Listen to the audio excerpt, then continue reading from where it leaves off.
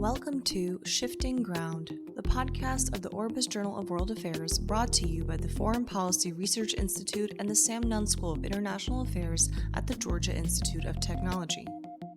Join us every other week as our editors connect the pages of Orbis with the issues of the day. I'm Nick Gvosdev, a professor at the Naval War College and senior fellow at the Foreign Policy Research Institute. And I'm Larry Rubin, an associate professor at the Sam Nunn School of International Affairs at the Georgia Institute of Technology. Together, we serve as editors of Orbis, the Journal of World Affairs. Each episode will speak with scholars, policymakers, and practitioners about the forces reshaping global politics, international security, and world affairs.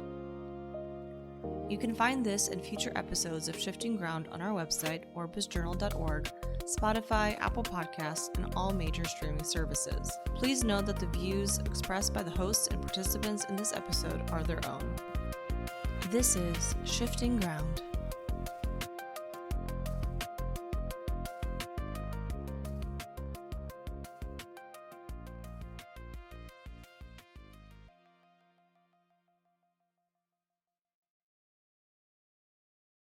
Good afternoon, everybody. Want to welcome you to another edition of Shifting Ground, Orbis's podcast.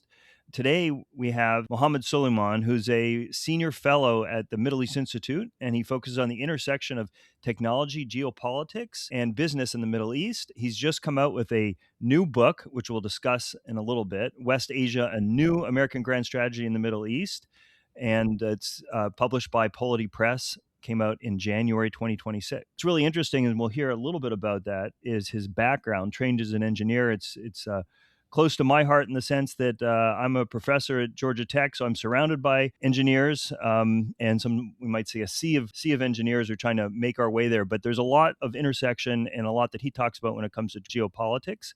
Nick and I are thrilled to welcome him today to talk a little bit more, and we want to start actually by asking you a few questions about your background. Could you just tell us how you came to work on this topic, especially as an engineer, and how you got into understanding and the intersection of technology and regional politics?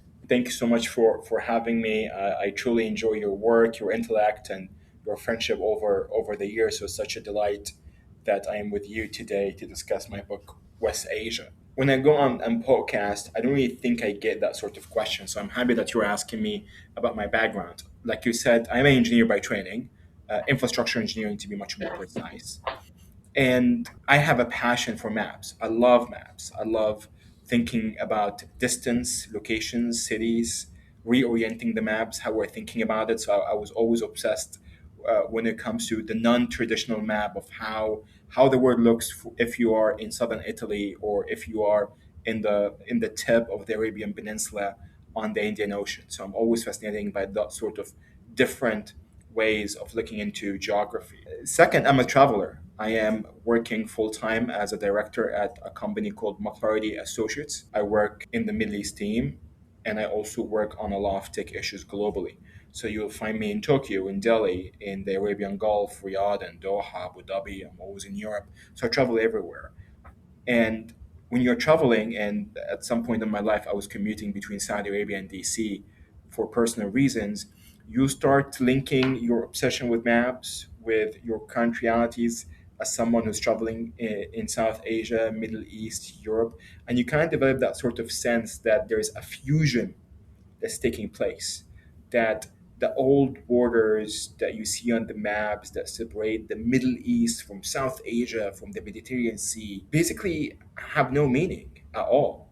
The very idea that you treat South Asia as a separate structure from the Middle East, from the Mediterranean at large, has nothing to do with the current realities of geopolitics.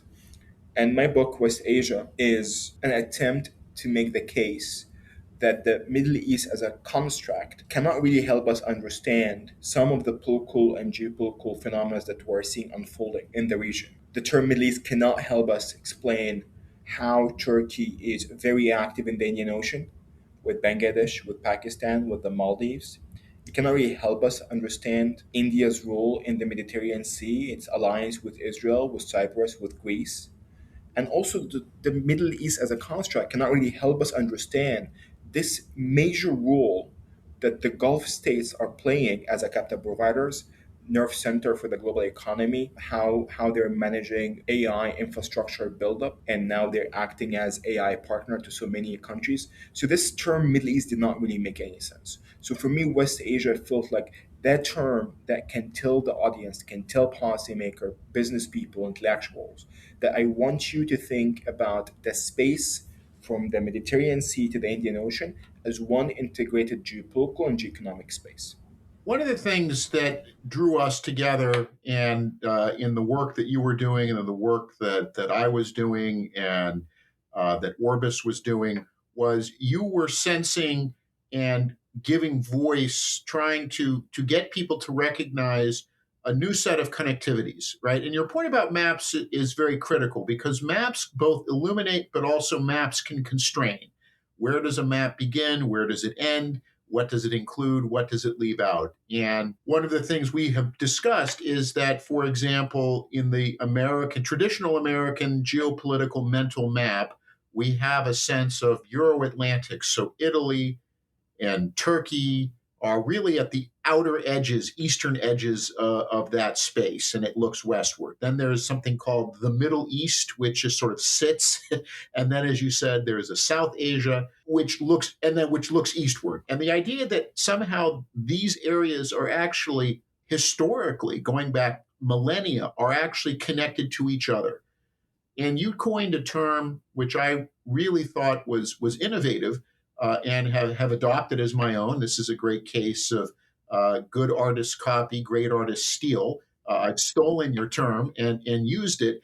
A notion of what you at one point were calling an Indo-Abrahamic corridor, that is, thinking about India, the Indian subcontinent being linked to the core centers of what we used to be called the Near East, but thinking through the Gulf to the Mediterranean, and then from the Mediterranean into Southern Europe, with some parallel, or with some spurs, like into Africa, and you mentioned the Gulf states as sources of capital. That may be part of our discussion about a lot of these new projects in Africa and critical minerals, where there's the United States definitely will want to rely on the Gulf. They're branching upward into the middle corridor, into the Caspian region, and into the Black Sea. But can you give us a sense of, again, what was the light bulb moment for you when, at a time when people weren't talking about this, at a time when people were talking about India versus China, and they were talking about the Euro-Atlantic world, you staked out ground and said, we should be thinking about an Indo-Abrahamic corridor, or an India-Middle East, Europe corridor. What was the light bulb moment for you that said, not only is this important, but this may in fact become the pivot around which the 21st century global economy may end up revolving around? Excellent question, and I appreciate it really, Nick. I don't have a particular moment when I had like this holy moly moment where, like, oh, this is a thing. I think it was incremental. It was absolutely incremental. But there were some inflection points along the line. I started writing the thesis about Indo-Abrahamic alliance, which brings Israel and UAE and India together right before the normalization between the UAE and Israel, because I sensed that there is an alignment that's taking place. It's very much more of a silent alignment. Fast forward 2026, during the Iran war, this is no longer silent. This is front and center alliance. But at that time, it felt to me that those countries share certain thinking around the question of what's the future of this massive region after American hegemony, period. They're thinking about it. And at least they share an idea of how they can build a security architecture that acts as a substructure or sub-architecture under an overall American security role, because America is not going anywhere. But we can play more of a secondary substructure security architecture that can help us achieve some security objectives that we care about, as Delhi, as Tel Aviv, as Abu Dhabi. The second inflection point was the border clashes between India and China. And that was very clear to me that India will have to pivot to West Asia as a strategic space, because it's not really connected to the Indo-Pacific or the Asia-Pacific, the old terminology, in ways that allow India to achieve its full economic potential in a situation where Chinese overcapacity is overwhelming the entire Asian economy. So you have to look for other strategic space for you as India. And for me, it was West Asia. It was the Gulf states. It is Europe. And then for the UAE and potentially Saudi Arabia, it was the idea that they're acting as nerve centers in the global economy. So their AI ambitions, the role they play in logistics, the role they play in aviation, in services, which all got vindicated right now during the Iran war. The very idea that there's a lot of things that are very much connected to the health and the safety and security of the Gulf is a reflection of their own integration in the global economy and the leading role that they play. So that's another inflection point. So there is an interest for them to build resiliency, to build connectivity, to make those connectivity initiatives much more institutionalized. And then the third part here is the question of Europe. And I make the case in the book, there's a whole chapter about Europe and West Asia called The New Meaning of East of Suez in my book. And I make the case that after 2022, and that was a big inflection point in my thinking, that Europe became an island. The entire post 1991 Eurasian integration project between the former Soviet Union and Europe no longer exists, might not come back again alive in the next 15 years, 20 years, period. So Europe, like India, want a strategic space. That strategic space is clearly West Asia. I'm going to refrain from using any German terminology here because that might be controversial. But they do need a strategic space. And that strategic space doesn't mean a military posture, but it means trade, goods, services, industrialization, energy security. I mean, to give people an idea. The moment the Russians invaded Ukraine, and of course, the European markets, European economies rushed to divest from Russian gas, it was Qatar, Algeria, and Egypt that stepped in to go and supply Europe with gas in a moment of need. To give people an idea, the Qatar LNG is 40% of UK gas consumption today. They didn't have to do that, but it was part of the idea of that connectivity from Indian Ocean to the Mediterranean Sea. To give people even numbers about the connectivity that's taking place and taking shape, and this is not really a bunch of public intellectuals trying to theorizing things. This is actual reality. The Europeans and the Indians have signed a trade agreement earlier in the year, if you remember. The trade volume between India and the European states, goods and services, is about $180 billion. India's trade with the United Arab Emirates is $100 billion today, will be doubled in the next 4 or 5 years. India's trade with Saudi Arabia is $50 billion, will be doubled next 4 or 5 years. So India's trade only with Saudi and the UAE is almost close to the same trade volume that they have with the entire EU. This is the reality of today. So my thesis, of course, started with thinking about what post-American hegemony or American hegemony minus, that's the term I use, American hegemony minus, because I don't think that America will fully retreat. I don't buy that term, but it will recalibrate, it will change. So you're going to have substructure, sub-security architectures emerge. And this is when I start thinking about this intersection that's taking place between India, UAE, and Israel. And also in the same vein, I was thinking about the question of Pakistan, Saudi Arabia, Egypt, Turkey, so the Indo-Islamic component of West Asia. And both of those coalitions are thinking about how to create an institutional framework that bring together South Asia, Middle East, Old Middle East, and the Mediterranean Sea together.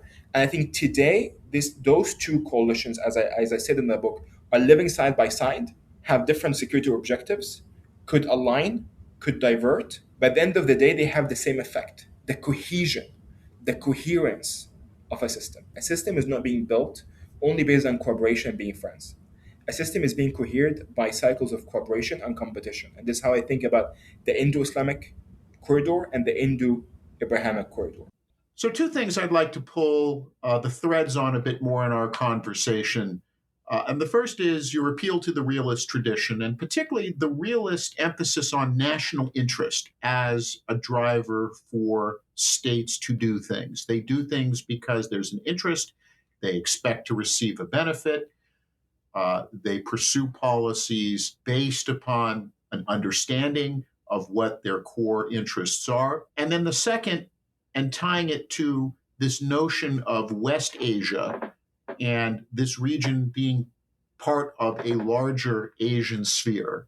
One of the trends we're seeing in Asia, in greater Asia, if we can use that term, over the last 10 to 15 years is a trend that you and Jada Frazier wrote about for Orbis, and that is to move away from the all or nothing alliance system where two countries, a group of countries, come together and they have to see eye to eye on everything. They build an alliance, and instead, in favor of the minilateral approach, ad hoc coalitions that develop based on a specific set of issues where all the countries have an interest, but doesn't then mean that they all have to agree on everything else. And in your article, you talked about this move, and one of the minilaterals that you looked at was the Israel, India, UAE minilateral, where government to governments work through on this, that you don't have to see eye to eye on everything, but you can identify a core set of interests. Is that really the future, so to speak, that we are going to move away, instead of having these large, massive alliance structures, we're going to move, and West Asia as part of Asia is going to be characterized by these interest-based minilateral coalitions moving forward? In the book, I make the explicit case that NATO in Europe is a very, very exceptional alliance structure. It's very unique to European character and American grand strategy post 1945. The idea of Article 5, the idea that you have 24 nations together in an alliance, that's a very much post 1945 realities. This being said, I also make the case that this is very exceptional to Europe and was not really applicable anywhere else. We basically maintained very specific, nimble defense agreements with Korea, with Japan. I mean, whatever we're going to call the relationship that we have with Taiwan, and of course the Philippines, because that reflected our own realities in Asia, that we need to have those defense commitments separate for obvious reasons. We're trying to manage Korea independent from Japan, independent from the Taiwan question vis-a-vis China. So it made sense to us. I am making the case in West Asia. The region's core problem is this region is under-institutionalized. It's a region without institutions. I make this front and center. It's a region that couldn't come up with a security architecture, mainly because we are entrenched power in the region. We're not an offshore bouncer in the Middle East. With all due respect to a lot of our colleagues and friends who make that case, when you have this major commitment, political commitment, security commitment, boots on the ground everywhere in the Middle East, you cannot tell me that we are offshore bouncers. We're not offshore bouncers. We should be, but we're not. We are entrenched. And because of that, we assumed a lot of security responsibilities. And because of that, we have suppressed any organic move to build security architecture in the Middle East. We did suppress that by our own heavy-handed approach to the regional geopolitics and our own role as the resident military power. So I'm making the case in the book that we, as the United States, if we want to pivot to the Indo-Pacific and make hard choices, we need to increase European security, European partnership, and build even different security architectures outside of NATO around the Ukraine question, basically Ukraine, Poland, UK, and Turkey, and doing something similar in the Middle East. When we build security architecture that allows us to do more with less, to not consume our own resources, because I make the case in the book and I made the case in the Orbis. We have a scale problem. We cannot produce at scale. It's a major problem. It's a major crisis. It's absolutely on display right now when it comes to our own ammunition and stockpile. We need to build an architecture that brings together Korea, Japan, Italy, France, Greece, the core Arab states, who clearly have an interest in maintaining a security order around air defense system or maritime security that benefit those parties. And my thesis, and I submitted this manuscript on January 4th, 2025, I made the case that Korea has a role to play. Look into the Korean footprint in the region, from building a nuclear reactor in the UAE to Korean defense systems and platforms, which end up being very crucial in the air defense system in the Gulf, especially with the UAE. 94% interception rates coming from the Korean air defense systems deployed there. Italian ammunition that was deployed during the war. French Rafale in the skies of the Gulf. So the security architecture that was envisioning in West Asia ended up being a reality during the Iran war. What I want is for this to become much more institutionalized, much more formal, that we have a coordination mechanism. It's not just a crisis response. I was also going to follow up a little bit. And one of the things you mentioned, I thought it was really interesting in terms of once you put out the book, especially on something contemporary, you get events. The real world has a vote of, of a certain sort. I'm sure you're thinking to yourself, okay, well, did I get this or that right? Or just in terms of how it kind of plays with your argument. So I'm curious on two fronts. One, if a couple more examples, of other ways that you've thought about your book in a different sense, and also maybe out of curiosity, since you've already given a number of talks about your book, some of the questions you've gotten from the audience, maybe a few that you found to be kind of the most interesting, or ones that made you think a bit more. Not to say, okay, you got this or wrong, but just had maybe you have learned from the audience a little bit more too. That's a very thoughtful question. Very, very. I really love that question. There are a lot of things that the book got right. The book got right what a security architecture would look like for the Middle East. So seeing the role that Korea, Italy, France play was a vindication for the book thesis. Second, this is a book that at its core is about how to manage the Iran problem. That was not a pro-war book. This was a book that was made for American grand strategy that makes Asia front and center to our national interest, pivot, and make sure that we don't get consumed by Middle East wars that will impact American power. Three, this is also a book that makes a case that we need coalitions around Iran. That was the case before the war, and that will be the case after the war, because Iran is not going anywhere. Actually, it's worse. It will be entrenched, ideologically cohesive, RGC-run state in Iran that succeeded in weaponizing the global economy and survived. I made the case in the book that if we have an Israeli operation with that scale against Iran, the Iranians would calculate that we were part of the operations, therefore they're going to retaliate against the Gulf and our American assets in the region. So it was kind of reverse engineering the war. So this is where we are. Let's talk about the questions I got that were very thoughtful, that made me stop and think and reflect and see if I have a second part of West Asia or a new forward for West Asia, what should I change? I got a question from a British intellectual, and he said, I love the Indo-Abrahamic thesis, I love the Indo-Islamic thesis. But given the war right now, I see a case for America to align with the Indo-Islamic framework rather than the Indo-Abrahamic framework. I was like, oh, wow, that's very interesting. And I said, why is that? He said, most of them are allies of the United States.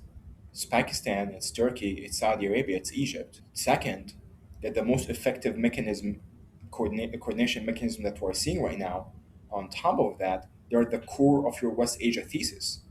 They're not periphery to West Asia. They're the core West Asians.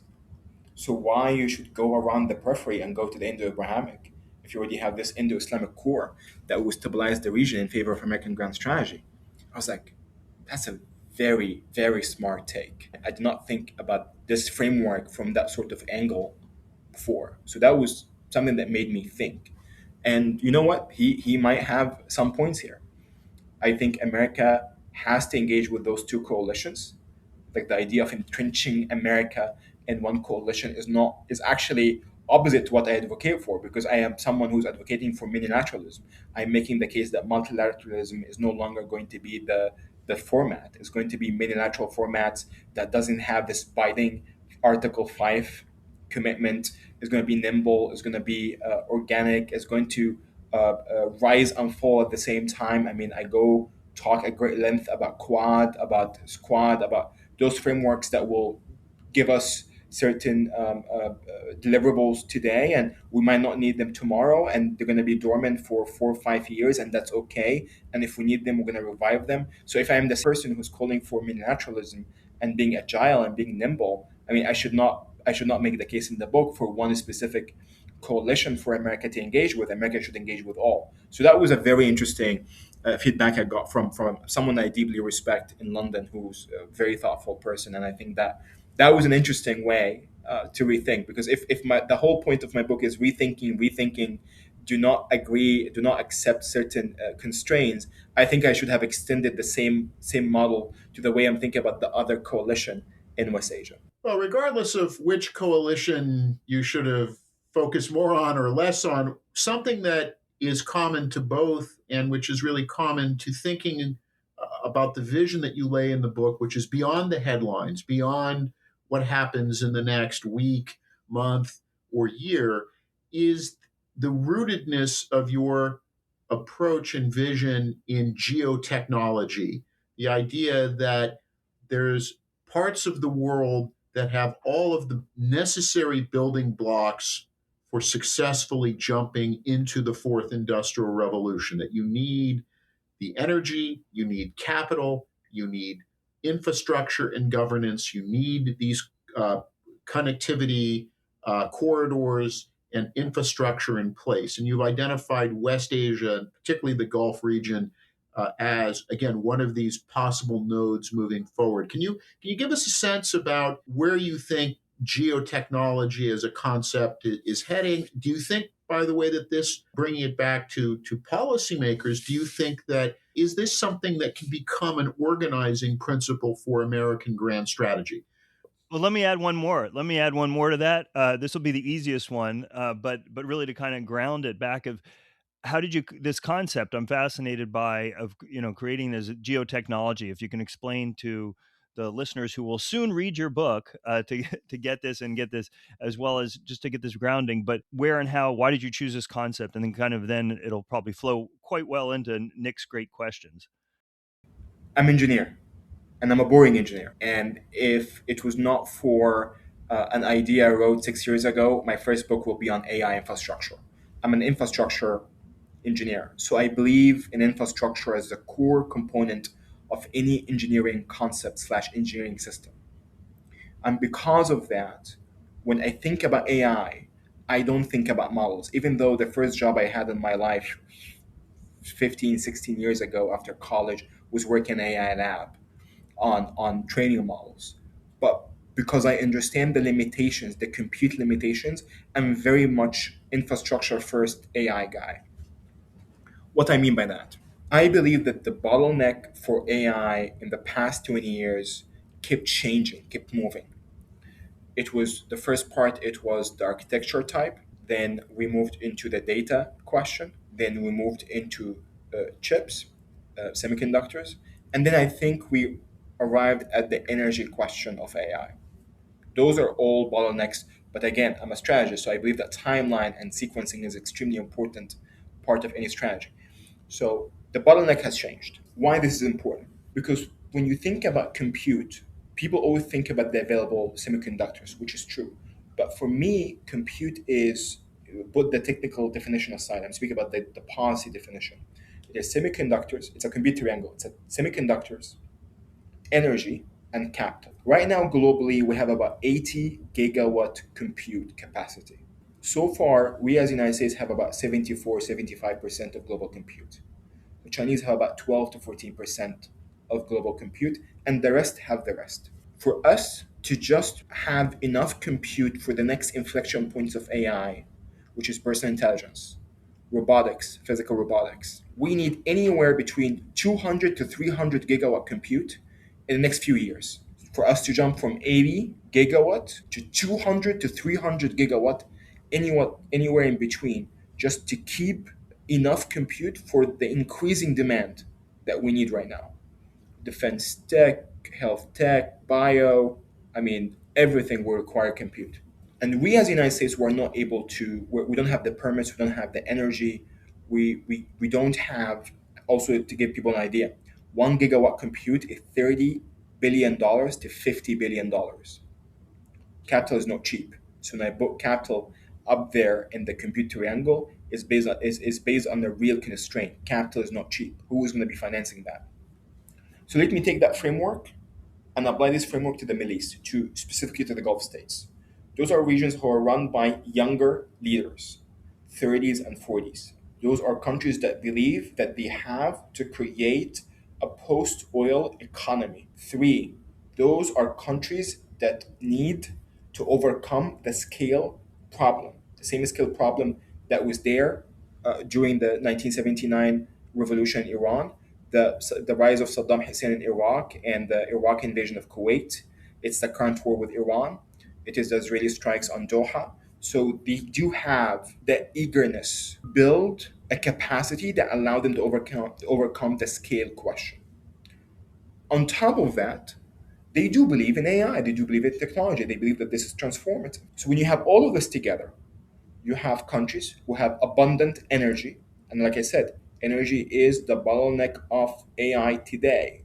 So they're able and willing to utilize their cheap, abundant energy and their own latency, their own geographic positioning to serve AI markets with AI services from South Asia to the Mediterranean Sea, which again the West Asia system, but for AI. And at the same time, they are within the American ecosystem, the American AI ecosystem. So there's a reason why all these American hyperscalers, all these companies from Microsoft to Google to OpenAI are building capacity onshore in Saudi, UAE, and Qatar, because those are the countries that have all what I have listed. Political commitment to AI, there's no political backlash to data centers in the Gulf, period.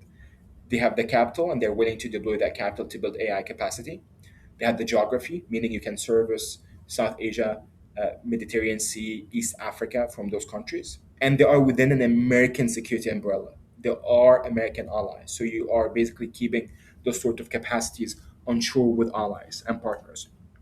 So this is why AI is absolutely consequential. Nick and I, in talking about this, want to always be very careful about not asking about contemporary events, because as it's recorded, as we're recording on April 29th at around 4 o'clock p.m. Eastern, we don't know what's going to happen anywhere. But one of the things that maybe that you could talk about a bit is kind of what we've seen is maybe the shock about the investments going into data centers and them becoming targets, and how what do you think about this in terms of how this may affect parts of your argument, or maybe even the future of the region?